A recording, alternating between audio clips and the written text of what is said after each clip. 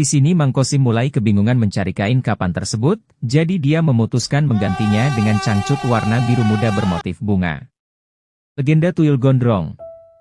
Halo Ngocokers, gimana kabarnya? Lancar main slotnya? Nah, kali ini gua akan menceritakan sebuah kisah horor dan mengerikan di sebuah desa di Jawa Barat, yaitu teror Tuyul Gondrong, yang dimana makhluk goib ini menjadi momok yang menakutkan bagi warga setempat pada tahun 1992. Cerita ini memang jarang orang tahu, mungkin seluruh dunia cuman gua aja yang tahu. Gua mulai saja ceritanya daripada banyak basa-basi busuk. Pada bulan November 1992, di suatu kampung di Jawa Barat, ada seorang pria paruh baya yang stres gering, karena ditinggal mati istri dan anaknya. Pria tersebut bernama Kosim, dia jatuh miskin, pokoknya sampai stres tingkat mythic glory, dan suatu hari di dalam hutan jarian yang lebat, Mang Kosim berniat untuk mencari guru spiritual, yang konon bisa memberikan seekor tuyul, untuk bisa menghasilkan kekayaan. Bertemulah Mang Kosim dengan Dukun Edan, di tengah hutan di rumah gubuk yang butut. Sang dukun sudah tahu maksud pria tersebut datang, karena punya ilmu membaca pikiran, tanpa basa-basi. Si dukun langsung menyetujuinya, namun dengan syarat yang harus dipenuhi, yaitu sebuah janin, kain kapan, darah ayam cemani dan kemenyan. Pria tersebut mulai menyetujuinya, dan langsung cabut mencari persyaratan tersebut.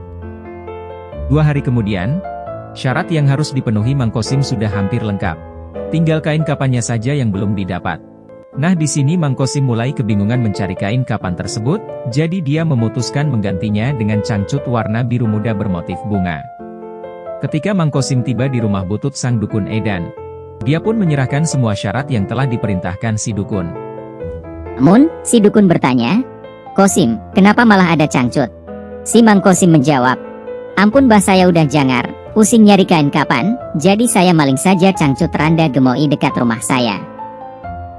Si dukun pun mau tak mau menyetujuinya. Tapi anehnya, si dukun mengambil dulu cangcut tersebut, lalu dia membawanya ke belakang rumah. Mang Kosim keheranan, lalu penasaran dan mengintip sang dukun. Ternyata hal yang mengejutkan terjadi. Siap-siap ya, jangan kaget.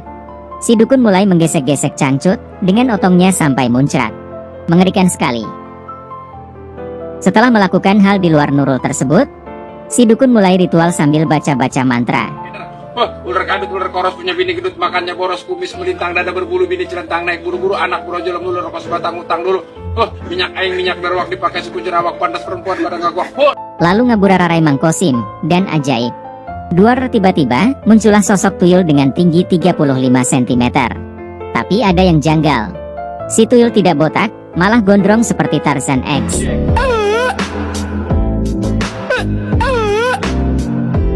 XNXX. Sontak si dukun dan Mang Kosim kaget seedan-edannya, dan mulai bertanya ke si dukun. Si dukun sejenak berpikir dan ngahuleng tarik, sambil berkata dalam hati, "Jangan-jangan karena syaratnya pakai cangcut. Terus pas gua ngocok, bulu otong gua nempel. Alhasil jadilah tuyul gondrong." Mau tak mau, si Kosim menerimanya.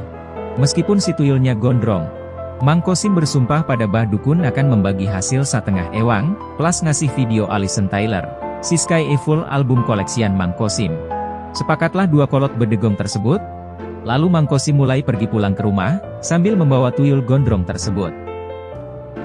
1 hari kemudian jam 10 malam, Mang Kosim mulai merencanakan pesugihan tuyul, yang pertama kalinya. Dengan menargetkan rumah Pak Kades, yang kaya raya dan mempunyai istri 5. GG sekali ya Pak Kadesnya. Mang Kosim mulai membaca mantra sekaligus memerintahkan si tuyul untuk mencuri ke rumah target. Nah, apa yang terjadi setelah itu? Kalian para ngocokers pasti penasaran kan? Pasti dong. Cerita ini gua akan lanjutkan di video selanjutnya. Terima kasih yang sudah menonton, jangan lupa sebarkan kisah ini ke penjuru dunia. Sampai jumpa krotah. Jungjung karinjung, bapak numpuk, anak munjung punya penyakit jangan dijunjung. Buang ke ujung, buang ke ujung. Yang dari kulon pulang ke kulon, yang dari wetan pulang ke wetan, asal jangan dari wetan pulang ke kulon. Itu apanya keder.